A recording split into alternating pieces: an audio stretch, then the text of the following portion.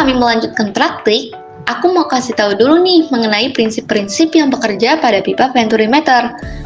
Dalam fluida dinamis, ada dua prinsip yang telah kita kenal, yakni prinsip Bernoulli dan kontinuitas. Yang pertama, prinsip Bernoulli. Prinsip Bernoulli menyatakan bahwa tekanan fluida yang mengalir melalui suatu pipa atau saluran tertutup akan berkurang jika kecepatan fluida meningkat. Artinya, semakin cepat fluida mengalir, maka akan semakin rendah tekanannya. Hal ini juga berlaku pada pipa venturimeter yang telah kami rancang. Pada pipa dengan luas penampang yang lebih besar akan memiliki tekanan yang lebih besar. Sedangkan pada pipa dengan luas penampang yang lebih kecil akan memiliki tekanan yang lebih kecil pula. Hal ini dapat menyebabkan perbedaan ketinggian air pada pipa dengan luas penampang lebih besar dan pada pipa dengan luas penampang yang lebih kecil. Pipa venturimeter yang kami miliki memiliki luas penampang kecil sebesar 2,5 cm dan luas penampang besar dengan ukuran 8,5 cm. Hukum kontinuitas. Hukum kontinuitas juga dikenal sebagai hukum kekalan massa, menyatakan bahwa massa fluida, cair atau gas yang mengalir melalui suatu pipa atau saluran tertutup akan tetap konstan. Artinya, massa fluida yang masuk ke dalam pipa akan sama dengan massa fluida yang keluar dari pipa. Rumus matematika untuk hukum kontinuitas adalah Q1 sama dengan Q2 atau A1 V1 sama dengan A2 V2. Di mana A1 dan A2 adalah luas penampang pipa pada titik 1 dan 2, sedangkan V1 dan V2 adalah kecepatan fluida pada titik 1 dan 2.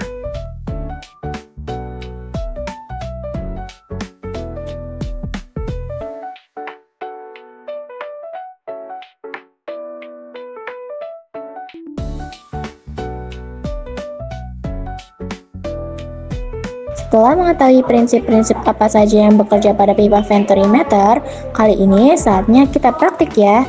Pertama, alirkan air masuk ke dalam galon, biarkan air mengalir hingga bagian botol-botol yang memanjang terisi penuh. Setelah botol terisi penuh, matikan keran dan segera letakkan media ke permukaan yang sejajar. Selanjutnya, ukur ketinggian air pada sedotan dengan luas penampang besar dan kecil. Lakukan kegiatan ini sebanyak 5 kali untuk mendapatkan data yang akurat. Bye!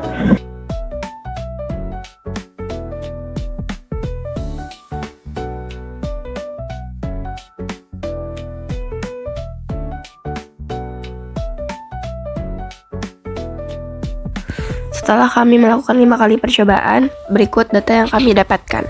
H1 ketinggian di penampang besar, H2 ketinggian di penampang kecil, H selisih antara H1 dan H2, V1 kecepatan penampang besar, dan V2 kecepatan penampang kecil. Pada percobaan pertama, didapatkan H1 4 cm dan H2 8 cm, sehingga selisihnya 4 cm, dan didapatkan V1 0,26 meter per sekon dan V2 0,93 meter per sekon. Pada percobaan kedua, didapatkan H1 3 cm dan H2 9 cm, sehingga selisihnya 6 cm, dan didapatkan V1 0,3 meter per sekon dan V2 1,14 meter per sekon. Pada percobaan ketiga, didapatkan H1 2,5 cm dan H2 6 cm, sehingga selisihnya 3,5 cm, dan didapatkan V1 0,24 meter per sekon dan V2 0,87 per sekon. Pada percobaan keempat, didapatkan H1 5,5 cm dan H2 11 cm, sehingga selisihnya 5,5 cm, dan didapatkan V1 0,3 meter per sekon dan V2 0,93 meter per sekon.